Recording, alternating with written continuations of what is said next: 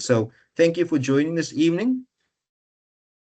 And just what we're going to speak about today. So we're starting off our financial literacy month speaking about the fundamental part, start of getting your finances right, which is creating a budget and having a savings framework in place, right? So in the agenda tonight, we'll discuss why we have to budget, how we actually determine our cash flow, then from there, how we're going to build our budget, then the benefits and importance of an emergency fund, as well as something called the sinking fund. And then we'll end with setting goals. Why do we do it and how do we go about doing it? But first, just who are we exactly? So a bit of a short introduction to the financial educator. So who are we? We are the African financial education brand, and our services include financial coaching, so guiding people how to work with their money, whether it be day to day or whether it be long-term planning. We also offer debt counseling to help individuals and families who are, struggling with the burden of overbearing debt. And of course, we have ebooks, digital financial resources, and we run financial education workshops, both in webinar form as well as live in-person workshops. And I'll give you a bit more detail of some of our in-person workshops is also coming up next month as well. Just a bit about myself. Why are you on a weekday night when you can be sitting on Netflix watching your series? Or, why are you 7:30 on a Wednesday night after a long day's work listening to someone, and why should you give me your attention? So maybe just a little bit about myself. So I am a certified financial planner. I think I'm going in for being for a bit more than a decade a certified financial planner.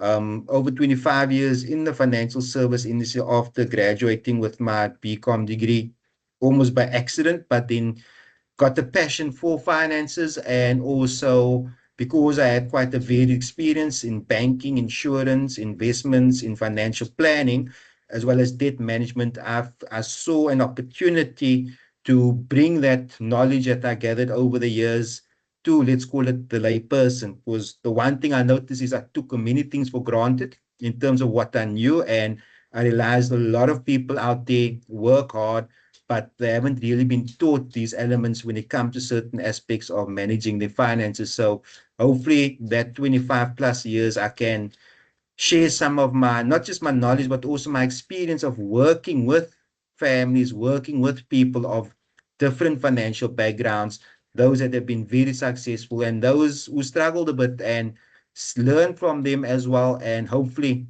also translate those experiences to you and help you also better manage your finance based on what I've learned from other people as well. I'm also a registered debt counselor and the founder of the Financial Educator. But enough about me, and this will be the only introduction in the entire series, so don't worry. We're going to ask first, why budget, right? And here's a nice saying that I like by a gentleman, the name of Dave Ramsey. And some of you may have heard of him, but it's one of my favorite sayings or quotes. It is a budget. It's telling your money where to go instead of wondering where it went. And I think if we just ask ourselves that question, how many times don't we ask ourselves when you look at that bank statement, where did my money go? And you find if you go through your bank statement, you look at, I don't remember that purchase. I don't seem to recall that. And that's actually what happens when you don't budget. Money tends to just flow through like water through your hands instead of being held in a cup. So, what is the South African reality? Well, the reality is there was a Standard Bank survey done last year, and 60% of South Africans live paycheck to paycheck, meaning there's absolutely no room for error or mistakes. Add to that, household debt on average in South Africa, roughly 60, just over 60% of the average household income in South Africa goes to debt, meaning half your salary is gone before you even start. Now, the other thing that's quite worrisome as well is that we have a savings rate, meaning what percentage of your take-home pay do you save? And this is other than your pension fund. Well, in South Africa, it's less than 1%. So the average South African saves 0.5% of their take-home salary, which is amongst the lowest in the world. To give you some idea, the country with the best savings rate is actually China, where they save about 50% of their take-home pay. Sorry, Kendra or Raza, can you maybe just give me a check if the visuals are still on time and the sound is still right? All good my side. Okay, perfect. Thanks for that, eh? So what are the benefits of budgeting? Because I mean, spending money is, let's face it, a lot of fun. So why shouldn't I just enjoy my money that I work so hard for? I mean, money is meant to be enjoyed, right? Well, the reality is if you don't budget, you lose control of your money. So the first thing is when you budget, you know exactly where your money is going instead of wondering where it disappeared.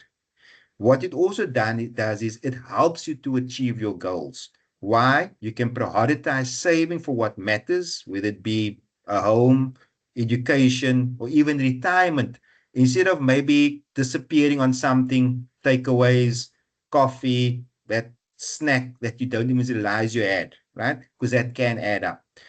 Of course, a big thing is it helps with debt prevention. If you are spending less than what you make, you do not need to rely on credit by planning ahead for expenses. Of course, what it also does, it makes you emergency ready. So whether it's a geyser that has burst or that tire that needs to be repaired, sometimes those things do happen. By budgeting, it allows you to create that capacity. So what happens if a bad thing happens? There is a cushion for unexpected costs, be it medical bills, be it car repairs. Of course, less stress.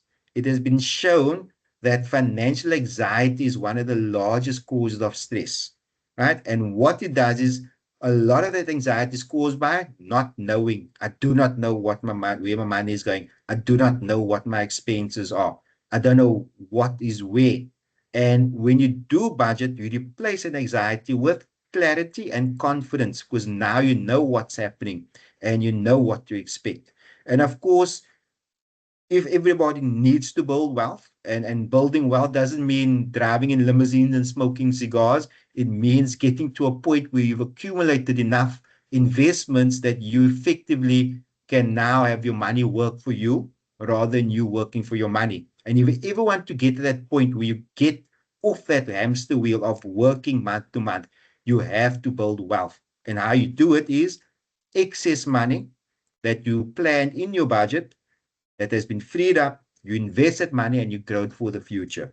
So if you even want to build wealth, many people have come to and want to invest. I say, great, let's first look at your budget. And they look very confused. I say, yes, before you can think about building wealth, you need to have a sound budget.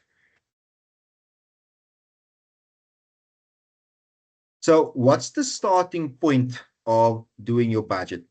Well, firstly, you have to determine your cash flow. And sorry if you see me looking, it's just me doing a time check because I can notoriously go over time.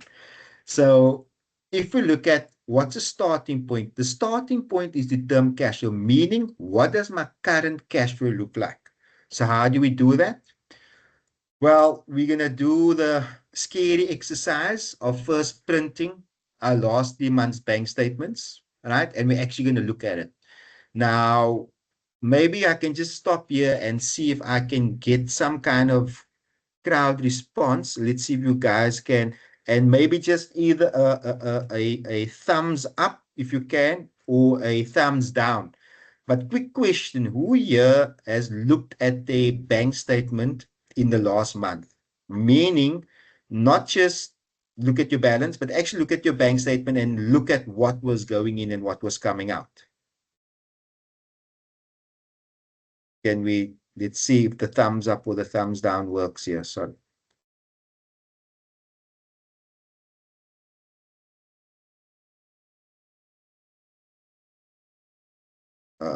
Let's see, is it working here?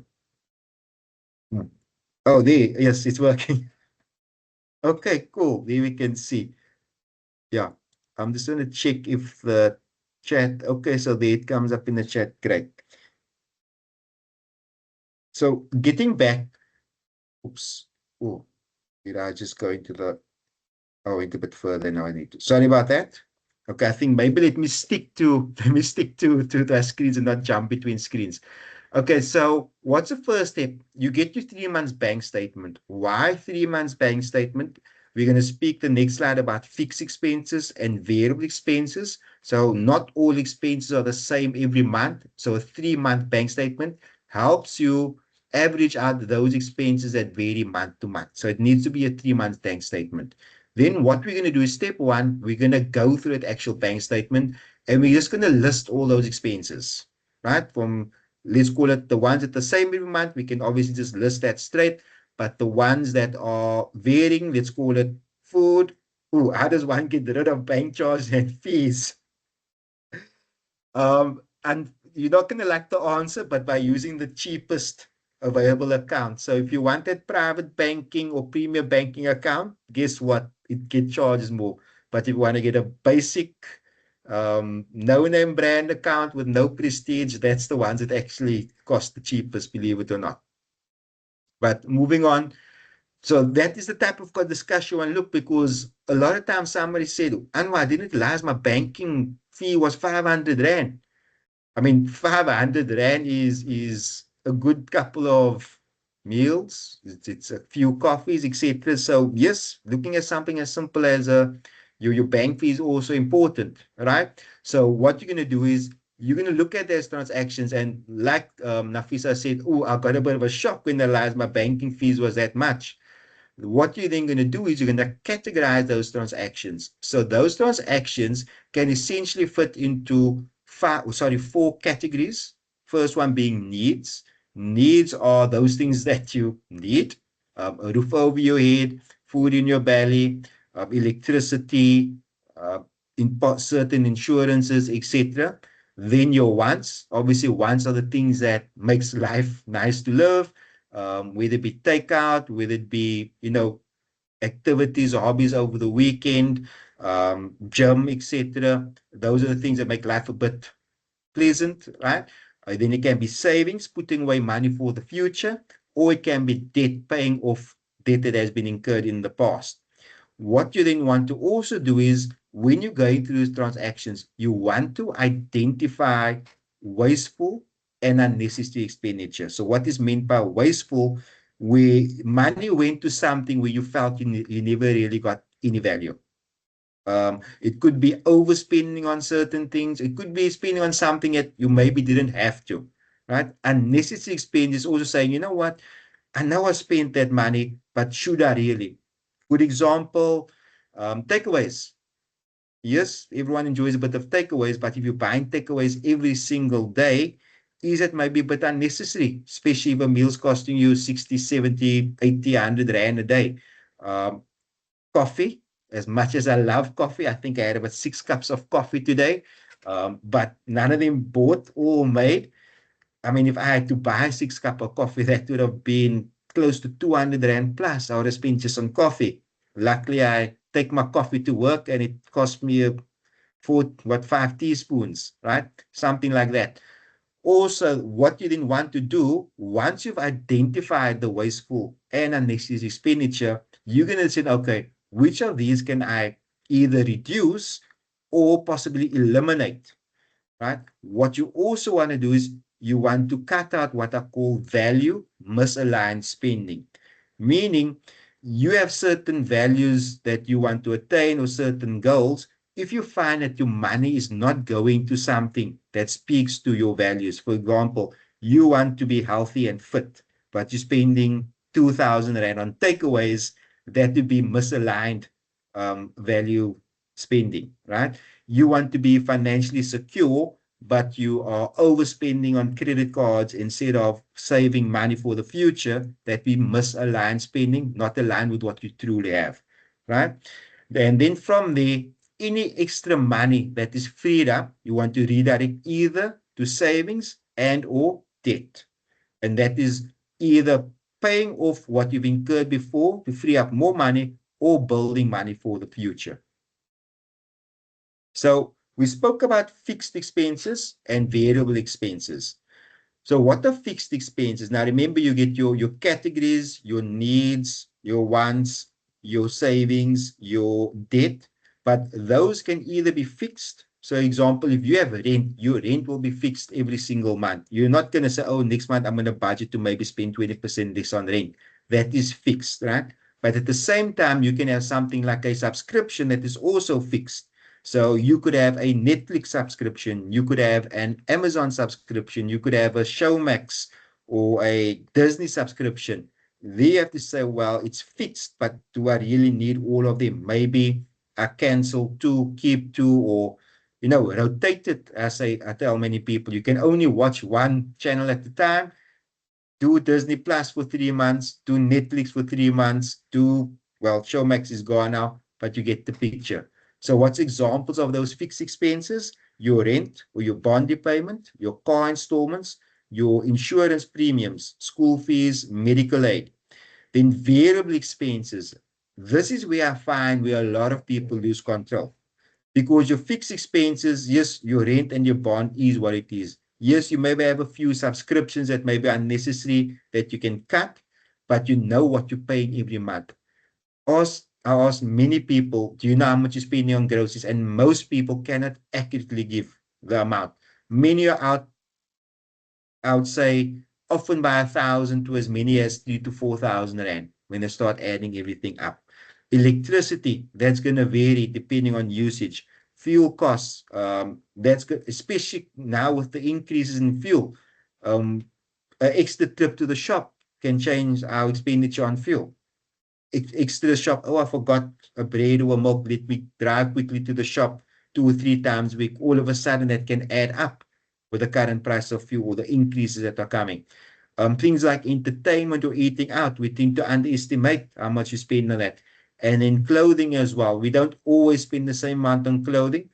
So that can vary. So yes, that will fluctuate month to month, but also with your variable expenses, that is where you can find it easier to adjust or control your budget. So often, how do you find extra money in your budget?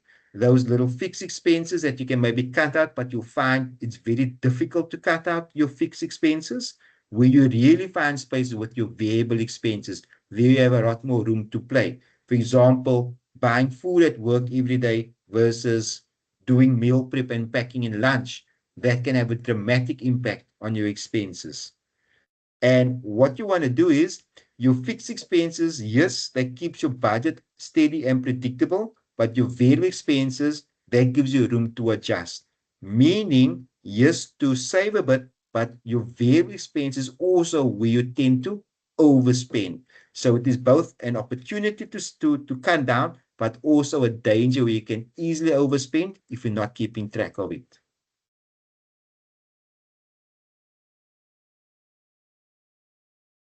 So now that we've actually looked at past cash flow, remember, these are the first exercises to look at. Okay, what has my spending looked like? What have I categorized? Needs, wants, etc. And what are fixed, what are variable, and where are opportunities to cut down. Now that we know that information, now we're going to build our budget for the future. So how do we build that budget? Well, many times you may heard, we go on to TikTok or YouTube, etc., talk about the 50-30-20 rule, or in South Africa, I like to call it the 60-20-20 rule because of our very expensive cost for needs. So typically say, well, 50% of your net salary or net income should go to your needs, which are your essential basic expenses. Then 30% you allow for your wants, your lifestyle expenses, and 20% for savings or debt. What I found out is, in my experience dealing with real world scenario, both my own budget as well as when helping clients and friends, is that it's not always that simple that your expenses fit neatly into those little buckets. So the 1% that I do encourage to stick as far as possible to is having 20% going towards savings or additional amount towards debt, meaning you're actually paying off your debt sooner. Because that is the amount that's actually going to prepare you for your future. If you don't have that 20% going towards savings, effectively, you're going to work paycheck to paycheck, unfortunately, until you die. Or get old one day and not have sufficient income to earn the income. So that 20% that you put away, that is actually what's going to say one day, you know what, I don't need to work anymore. Or you know what, I want to do something different. I actually have some money that I can live off. That is the only way you're going to build up anything, is by having that 20% built into your budget. Now, what I found is, while those percentages are good for guidelines, because you certainly don't want to be spending 50% of your salary for once. That's for sure. But like I said, in the real world, not everyone's budget fits neatly into that. So I normally recommend something called a zero-based budget. Now, a zero-based budget is a bit more flexible to today's life expenses. And it's simply a method where you start with your income and you make sure that you match your expenses, including savings, to zero. Now, many people say, oh, that sounds quite natural. I mean, I end up on zero every month. The idea is not to end up on zero. The idea is to plan it so that you've given every rand a job before the month begins. So remember that zero includes your 20% savings that you're looking to do away. And what it does is, if you know you're only getting in 20,000 rand, you're going to allocate every single one of those 20,000 rands to a certain job. And that job can be something as mundane as insurance, or it can be something I've allocated 800 rand for nails or lashes for the month, and that's it, right? It could be something that I've allocated towards parking for the month. Well, it's like something we don't often think about. I've allocated 500 for my coffee for the month. I've allocated towards school fees. I've allocated towards groceries. That is what you want to do, is I've allocated towards savings. I've allocated towards a unit trust, for argument's sake. That is what you want to do. Every rand has a job. So what happens is you're not left with, let's call it unplanned money, because unplanned money tends to get spent on something that doesn't bring us value. And typically, if it's unplanned, you also tend to overspend. Now, step one, how do you start with a zero-based budget? Well, simply first start with the total monthly income. And of course, that will include your salary, but if you have any side hustles, bonuses, etc., put that in there as well. So that's your starting point. How much money do I have to work with for the month? Then from there, you are going to plan every expense. Now, if we look at the chat, you will see Kendra just posted a budget spreadsheet, which you can actually use for this exercise. So in that spreadsheet, there's quite a few categories, and we drill down quite a bit. So you can go down to anywhere from donations to pet food to salon care, etc. Of course, the normal stuff, your rent, your bond, your savings also in there.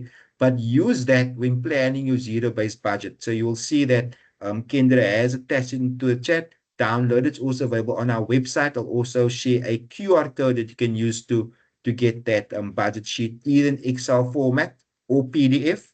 And there's also a bit of a budget handbook you can also go as well. So print it out. I normally say print it out, or if you prefer working on your PC, get the Excel spreadsheet and do this exercise. So you're going to list your total income. You're then going to allocate that income to, let me just see. So I see, because here's a question about pensions. So Shafika, I will answer that question when I get to the later part of the Q&A. So I'll just park that question if you don't mind. Like I said, if the questions directly relate to the slide, I'll try to do it. If it's something that is maybe just a bit tweaked, I'll carry at the end. So I will come to that at the end if you don't mind. So you want to make sure that you plan every expense, that you allocate money into categories. So those include essentials, savings, debt, and lifestyle. So remember, having a budget isn't about saying, oh, I cannot spend money on the things I like. It's actually saying, hang on, I have permission to spend that 500 rand on coffee. I have permission to spend that amount on my Netflix. I have permission to spend that amount on my salon or my nails or whatever the case may be, or my radio control car. So it's not only women that have their hobbies as well. But it's about giving yourself permission and not going over those guardrails. So it's not about restricting, it's about ensuring that all spending is intentional, meaning I know where my money is going. So intentional spending is saying, I know my money is going to rent. I know that amount of money is going to groceries. I know that is going to my hobby. I know that is going for whatever it may be, right?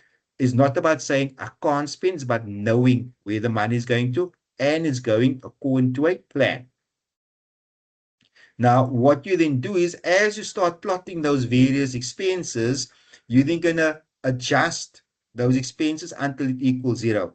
For argument's sake, let's just say you've gone over your income. You're going to say, hang on, I need to reduce certain aspects here to bring it to zero. So you're going to, you could also be under where you say, hang on, I still have 1,000 available. Okay, where can I allocate that 1,000 rand? So you shift the amounts whether you are over or whether you're under until you get that perfect balance. And remember, a part of that needs to be savings, right? If you find yourself where the budget is a bit so tight that you cannot do savings, then you obviously have to look at two things, either increasing income or reducing expenses. And then you can look at which of those expenses are possible to reduce. So what are the benefits of a zero-based budget? Number one, it gives you clarity, meaning you now know what's happening with your money, both your income and your expenses, and it gives you control. You no longer have that feeling of financial anxiety. I don't know what's going on. You actually know, I know exactly what's happening. I know exactly how much is going off to pay my rent, what is going to savings, what is going to debt, etc., and where I'm building up my future capital.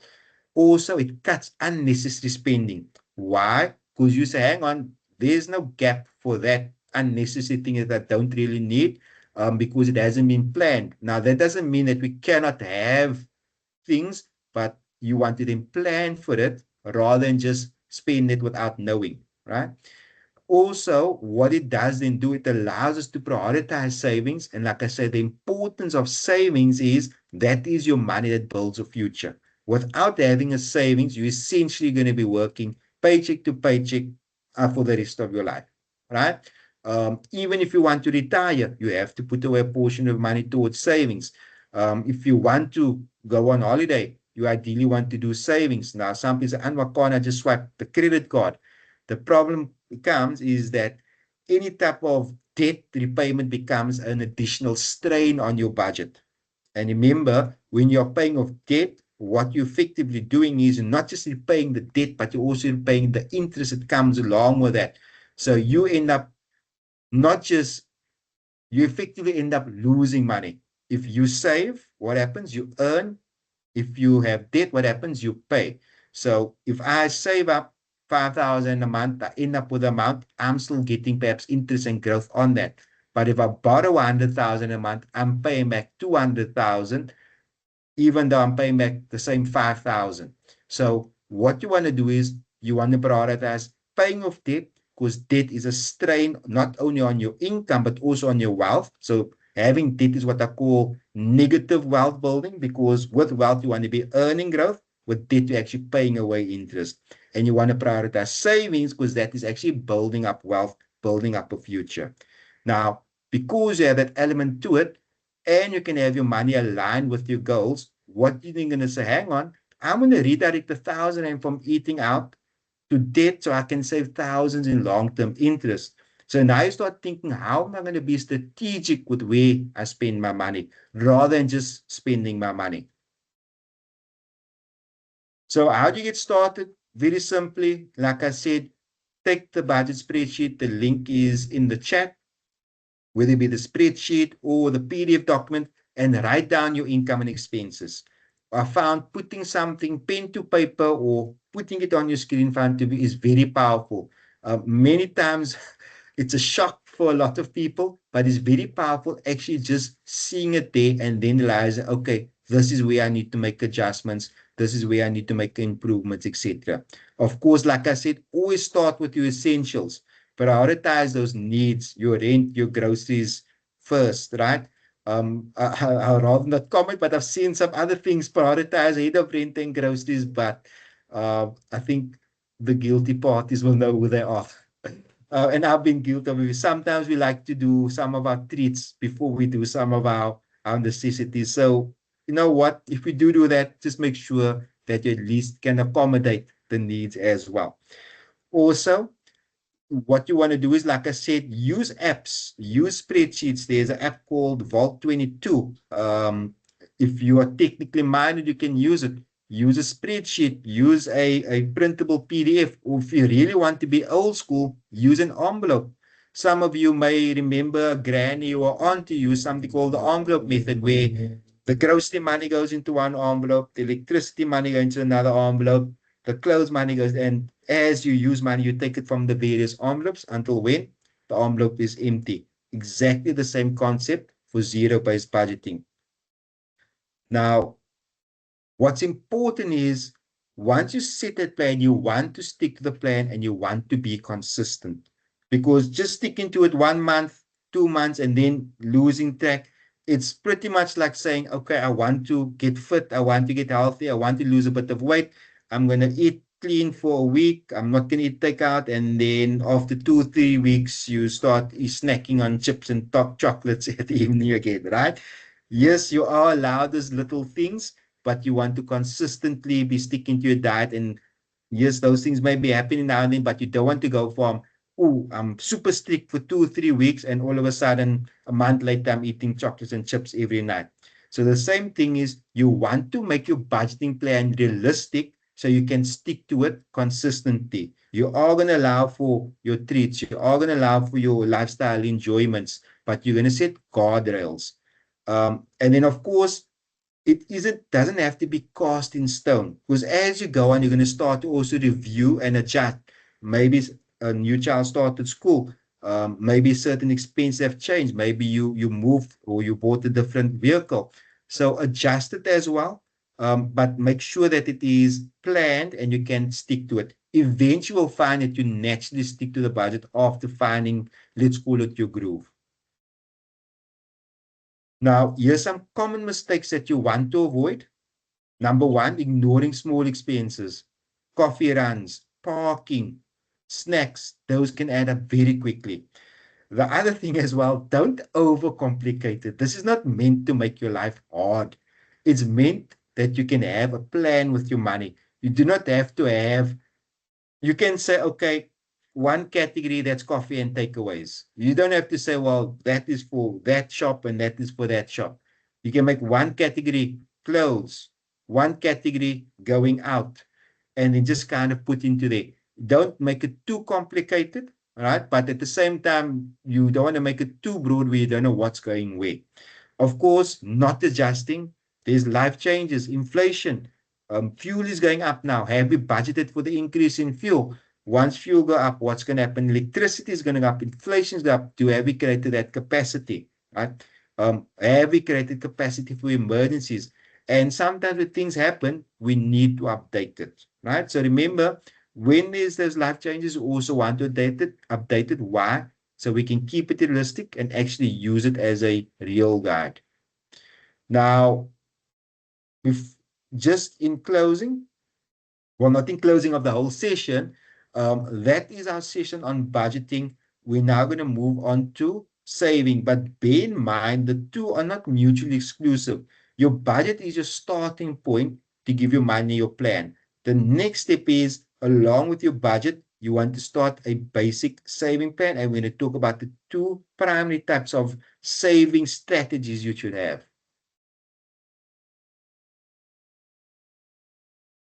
Okay, so firstly, what's the first saving strategy you have? Well, it's something called an emergency fund. That's correct. Not a retirement investment, not a long-term investment, but actually making sure that you have money available if anything happens right now where you need to go and draw money, be it a window that breaks, be it a medical emergency, etc. Right?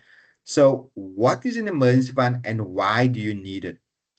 Well, the reality is that 3/4 of South Africans cannot cover 3 months of expenses, right? So what does it mean? Somebody now gets retrenched, immediately you have no money to cover your next month's expenses. There is a medical emergency, or you go to the hospital, you do an MRI, you realize that there's an out of hospital payment despite you being on medical aid, and you end up with a 20,000 Rand bill. I'm using it very specific amounts because it happened, exactly happened to my cousin who is on the medical aid. Didn't cover the MRI because of certain things, or didn't cover the full MRI, ended up with a 20,000 Rand bill. Who has 20,000 available? Because there's who has 3 months of expense available. It created a debt that created a problem, right? So an emergency fund isn't a luxury, it's a necessity. So what exactly is it necessity? Well, if you look at the stats, 62% of households, never mind having 3 months worth of expenses, have less than 1,000 Rand in savings. So think about that, 62%. So if you're feeling a bit broke, don't worry, you're in good company. If you have a bit more than 1,000 Rand, send me your location. I might be making a couple of calls to you soon. Just kidding.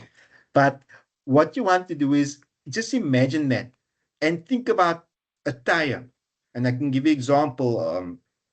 In December, I had two emergencies come. One was a geyser burst. Great, we had insurance, but I had to pay excess. The excess was 1,500. That in December can be quite a strain. Just a month before that, I had a nail going to my tire. Now, if anybody knows about tires, a nail going to the bottom of the tire, no problem, 50 Rand to fix. Nail goes into the side of a tire, completely different story. That's a couple of thousand. Happens not just to me, but to everyone. So think about that. That tire, that geyser, that window burst, that medical emergency, 62% of households do not have anything to cover that. What happens in those instances? 45% end up relying on high interest loans, anywhere from 24% to 26% annualized interest for emergencies. Why so high? Something like payday loans can charge anywhere up to 20% per month, meaning you borrow 1,000 Rand, at the end of the month you pay back 1,200. In fact, I was at one workshop where someone said, well, this other provider actually charged 40%. You borrow 1,000 Rand, you pay back 1,400 at the end of the month. That actually goes to much more than 60% annualized interest. So what having an emergency fund prevents you from going into that situation, not if the emergency happens, but when it happens. And once again, it might be quick to say, oh, but if an emergency happens, I can just put it on my credit card. The reality is that way, a 20,000 Rand medical bill can easily become a 30,000 Rand repaid over 1 year. Why? The way credit cards are structured, in case anyone doesn't know, it can take up to 15 years to pay back a credit card, and you end up paying double the amount you actually borrowed. So what we need to remember is debt today steals from tomorrow's dreams, meaning when you borrow that 100 Rand, you have to pay back 200 Rand. Now, how do we prevent that from happening? With an emergency fund. So an emergency fund is effectively your safety net that prevents you from going into that debt cycle when those emergency funds happen. So what are some common South African emergencies? Well, job loss with a 33% unemployment rate. I've discovered even many professionals. I mean, I've seen people that are professionals qualified in corporate lose their jobs, where previously they wouldn't have thought it, earning significant incomes and salaries, right?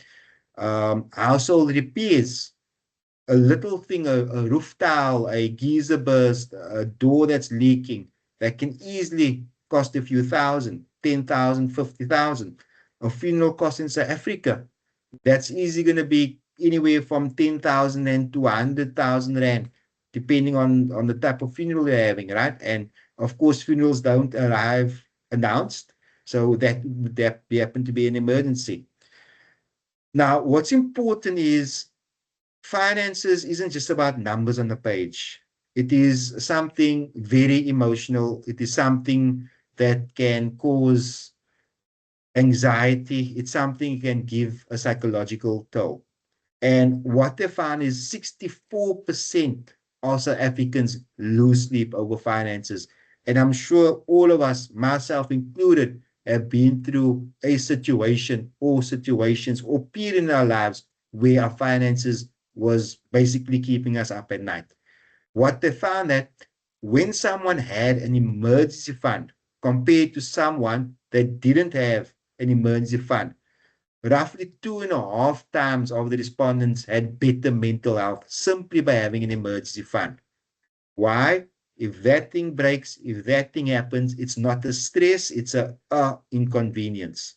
So what it does is it takes those, let's call it emergencies, and yes, it takes from being a major form of stress to rather a somewhat inconvenience. And your emergency fund is that small safety net that stops debt from drowning you. So remember, it's twofold. Emergencies are going to happen. If you are not prepared with an emergency fund, you're going to have to fund it another way. Often that other way is through debt. And what happens is that debt can end up spiraling. Why? Because debt is not free. You pay interest, and often the amount you borrow, you pay back double, if not more. And that is what basically stops you from building a financial future, because now you end up paying debt, and you cannot get to a point where actually building up wealth as opposed to paying debt. So the simple starting point is simply having that safety net of an emergency fund. It can prevent a bigger calamity down the line from happening. Now, how do you actually build your emergency fund? So what does it look like? 3 to 6 months of essential expenses, those things you have to cover every month, your rent, utilities, food, etc. And for example, if those essentials come to, let's call it 15,000 a month, that can be anywhere from 45,000 to 90,000 in target, to which some of you may say, Anwar, are you crazy? How do I even get to that amount of money? Well, if anybody knows the saying, how do you eat the elephant? One bite at a time. So don't look at the big amount that you need to accumulate. Rather say, what can I put away on a monthly basis to get towards that emergency fund target? And look at the simple example. I had a client that had no idea she was spending 2,500 a month on coffee. I went to her and said, but what is this? You seem to be quite enjoying this. Never knew why it shows up as a 30 Rand, a 60 Rand, a 30 Rand. Never allowed us 2,500 Rand. Had we take that same 2,500 Rand and direct it to an emergency fund, that would have built up 15,000 Rand in 6 months. No extra money, simply redirecting, right? Also think about this windfalls, annual bonuses, instead of spending it on something that we shouldn't be spending it on. How about putting a portion of that towards our emergency fund? When you get your tax refund, adding that to your emergency fund. Maybe you've got a bit of a side hustle that can also add to your emergency fund. Another simple way, look for those invisible leaks, money that is some of the bank charges that is maybe 500 a month. Maybe get a plan that costs you 200 Rand a month.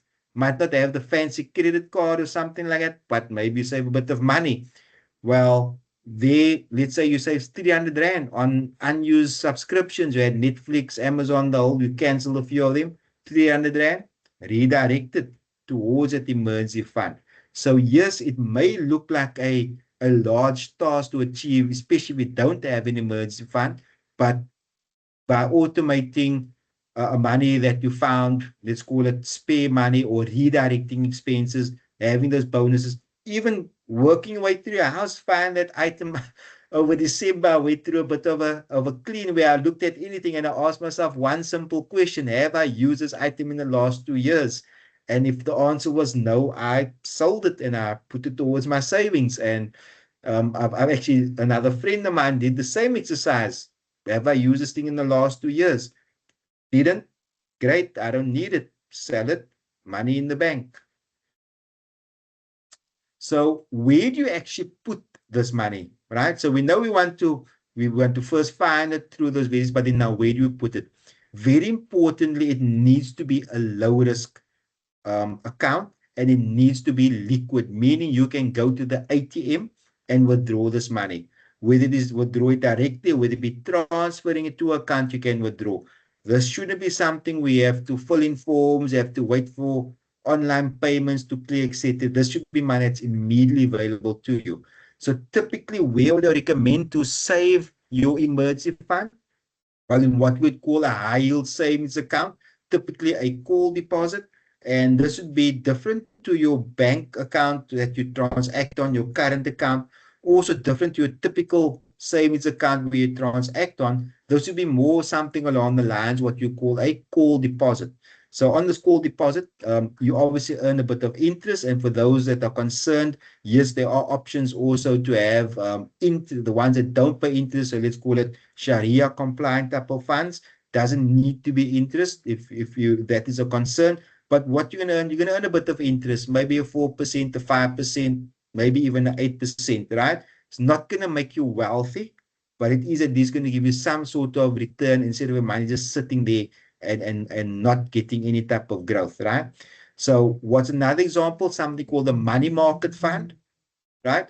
Very importantly, you do not want to use what they call the unit trust, where you're going to wait 2 days, but you get like a money market call account. Many banks will give it various names, money market call account, money trade, etc. These are all low risk call accounts that pay competitive interest rates.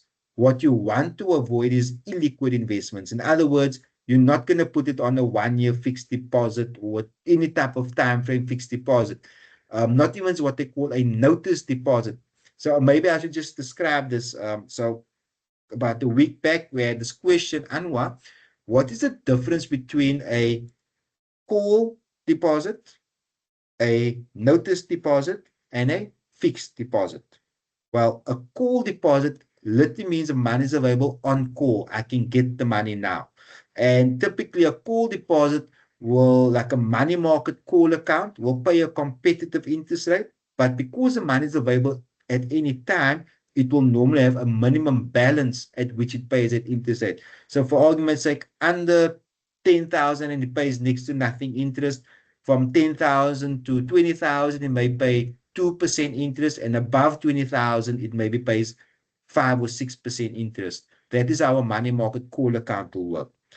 And you can withdraw the money at any point in time, many times even at the ATM. Sometimes you have to transfer it to your main account. Then you have something called a fixed, a notice deposit. That can be a 7-day notice deposit, a 32-day notice deposit, meaning in order to get the money, you have to give them notice of 7 days or 32 days, meaning you have to wait a week or a month to get that money.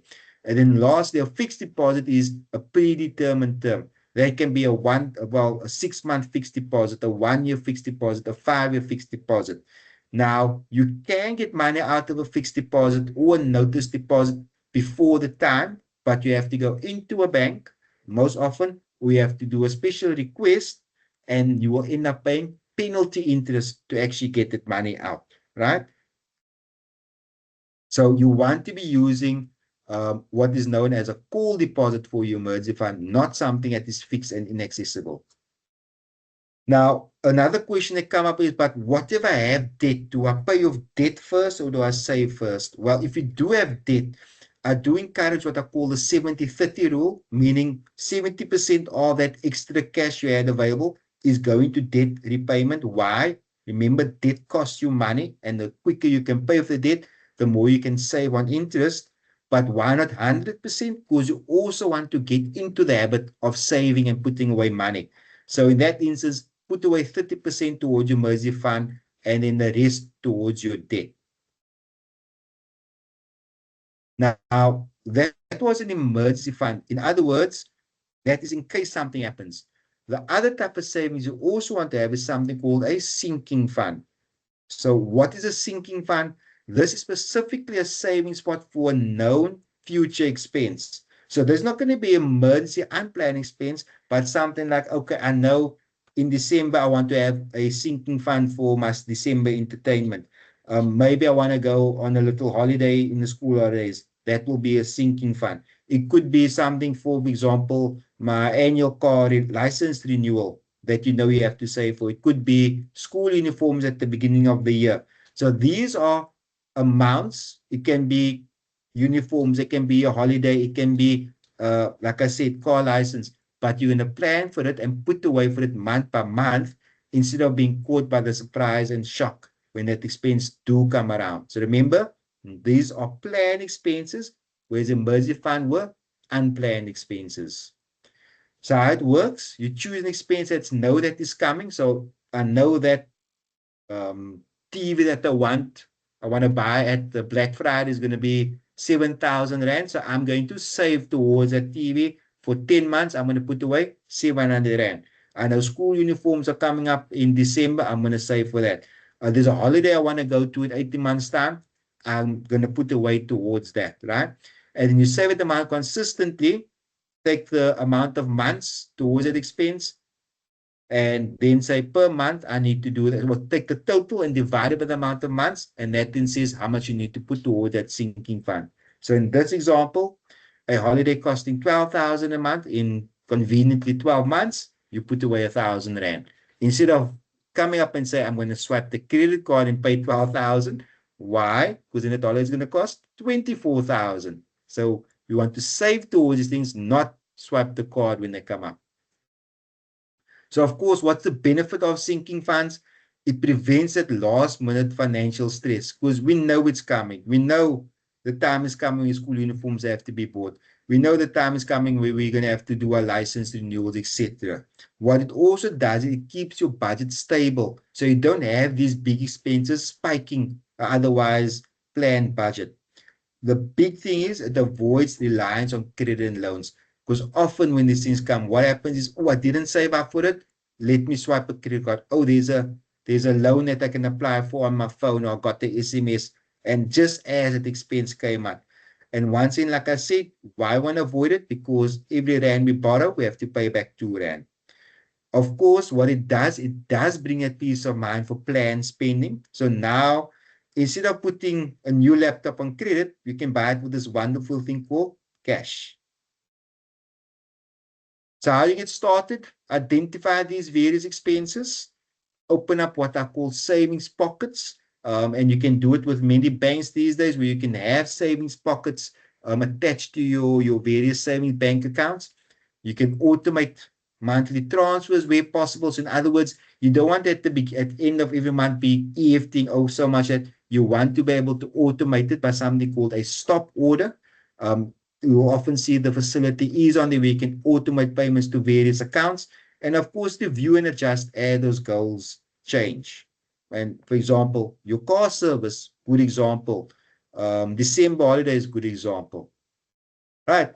Now, in closing, and then I'll just go to some of the Q&A, I wanted to put in something about goals because people ask, but Emma, why must I budget? Why must I do this? Why must my finances be organized with the thing? Well, let's think about it. We don't want to just go through life just living day to day, life to life. Do you want to have things that we can achieve? And what it means is these goals, how do we make our money meaningful is by attaching goals to some of our money. Yes, certain things have to be done, certain expenses need to be spent. But if you say, hang on, I have certain goals, and what those goals are, it could be, I want to go on a holiday. I want to pay off debt. I want to save money. I want to be able to retire comfortably. I want to buy a home. I want to send my kids to university.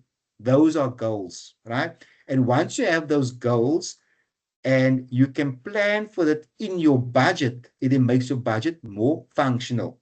But what's important is we want to have this, in order to achieve those goals, we have to create a system that we call a smart system, right? So some of you may have heard this term. And what it does, it takes vague goals and it makes it into something more specific. So what are SMART goals? Well, instead of saying, I want to save more, you say, I want to save 10,000 Rand towards a getaway holiday, for argument's sake, right? So firstly, you want that goal to be specific. You don't want to say, I want to get out of debt. I want to pay off my credit card, right? So whether it is saving towards something, I want to send my child to college, for argument's sake, rather than I want to provide for education and name the college. So you want it to be specific. Then you also want it to be measurable, meaning how much does that goal cost? Well, it costs 10,000 and not just, oh, I'll kind of figure it out. I'll put some money away and I'll see if I get there. No, You know, if I've achieved an amount of 10,000, I've met that goal. If I've achieved that amount of a deposit for a house, I've accumulated 100,000, I've achieved that goal. So it needs to be measurable. Then the question needs to be asked, can I achieve that goal? And how do I know whether I can achieve that goal or not? By going back into my budget. So now I can say, hang on, I can put 2,000 towards this goal. And by putting 2,000 towards this goal, I can achieve this goal in 2 years, whatever it may be. And the budget then prioritizes that goal so that you can actually achieve that goal. Why? You have budgeted for it. You've said specifically what the goal is. You know what amount you have to achieve to get the goal. And now it is achievable because it fits within that budget, right? Of course, your goal must be relevant in that it must be important to you. You want to prioritize goal for something that is meaningful to you rather than somebody else. Okay, Nafisa, I'm going to get now to your question when I'm done with this. Rather than something you want it to be relevant to yourself rather than, you know, I want to buy this car because a friend said because I have a promotion at work, I need to now drive a different car. I would rather drive a used car and go on an overseas holiday than pay 10,000 a month on the car and not even be able to go down the road to Paul for holiday, right? And of course, you want it to be time bound. There needs to be a date set as to when you want to achieve that goal, right? So you want to give time frames, or else any, like they say, any goal without a time frame merely becomes a dream. Right. So our action steps, and then I'll get into the questions. And I know the webinar was set for 1:30, but if people don't mind staying over, I'm happy to go over to answer the question. Of course, you can leave 8:30 if you have something else to do, but if you want to stay, I will carry on and answer the questions. Your action steps are for the next 7 days. So yes, you are getting homework. For the next 7 days, you're going to track all your expenses. Doesn't mean you have to give it up. Just track it. Why? So you can know what's going on. Then you're going to build a zero-based budget using the personal monthly budget that is in the chat.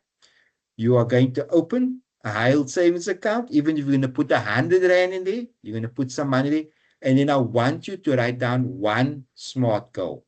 That's it. Right? So homework. And I always say, we work very hard to earn our salary. 40 hours a week, add some transporting, that's 50 hours a week times 4 weeks, that's 200 hours. So typically we work 200 hours, sometimes more if you're working from home on weekends. So to earn, and why do we spend that money, that time? So we can earn a salary. But how much time do you actually spend in planning how we're going to spend that salary? So we spend 200,000 working for it, and in 36 hours, it's all gone because you never planned for it. So what I say is, if we spend 40 hours a week, 50 hours a week earning our money, let us spend 15 minutes a week just planning our money. So for now, I love that thing, motivate. I'm going to talk now about it. For now, we got this homework. We're going to follow this, right? And then I'm going to get now to the questions. So quickly, I'll just leave us on for just a bit of a minute, and then I'm going to get into, I think I'll leave the screen on as I get into the questions. Kendra, I'm going to go into the chat. Just let me know if my screen switches from this, or if it's fine. If it does switch, let me know. If the QR code is still up while I go to the chat, then all good, right? But just let me know if, oops, what's happening here. So I'm just going to go into the chat now, and hopefully the QR code remains on the screen.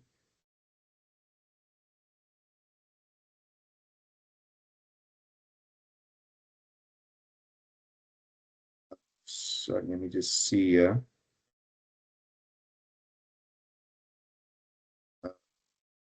So far, so good. If you are in the chat, okay, you're good. but I'm noticing I'm not.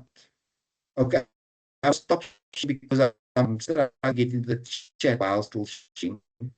So let me just sharing.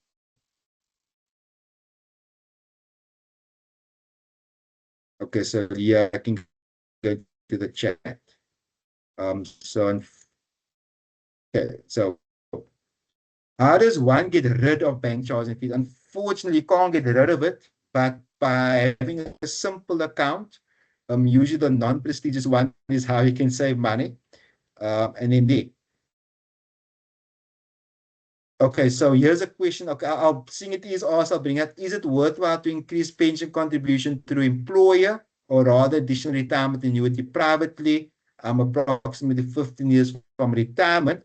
From tax purposes, it actually doesn't matter because whatever you contribute towards a pension or retirement forms part of the same percentage that you can deduct. What I would say is if I am making additional contributions, personally, I'd rather do it in my own personal retirement annuity just because, let's just say I were to change jobs, that I don't have to change that amount every time. That will be consistent. Where if we change jobs, you obviously have to move your pension money to a preservation fund or to a new pension fund. And if those don't make sense, feel free to ask me privately, right? But I personally would rather put it into a separate retirement annuity, but there's going to be no material difference from a tax point of view or from a benefit point of view, rather than just you having a bit more of your own control if you have it in your own thing. Okay, so yeah, how does one stay motivated? Okay, but how do you keep keeping track of multiple sinking funds if your bank only allows one savings pocket, or would everything go into one savings pocket? So a sinking fund, if you do have, some banks have, you can put up multiple sinking funds. What I find actually simple is use one. Everything goes into one savings account. Why? The bigger your balance, the more interest you earn. So you don't necessarily need to separate different accounts for everything, right? If you do have a facility, you can do it, but as long as you have in your little black book, so everyone needs to have a little black book.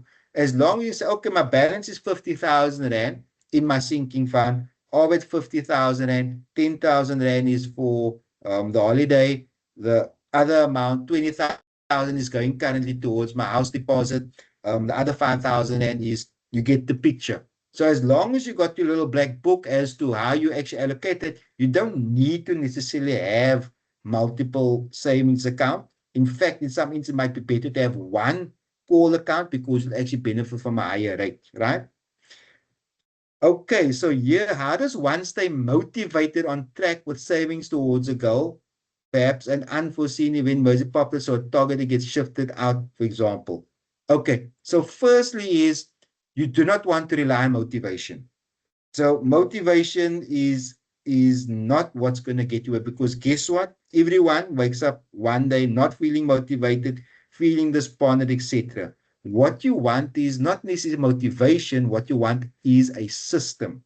So creating a budget is a system.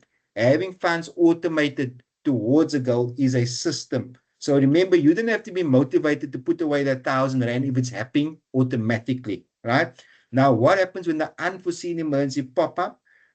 So for argument's sake, you were saving towards that goal, but your emergency fund wasn't quite where it was when the emergency pop up.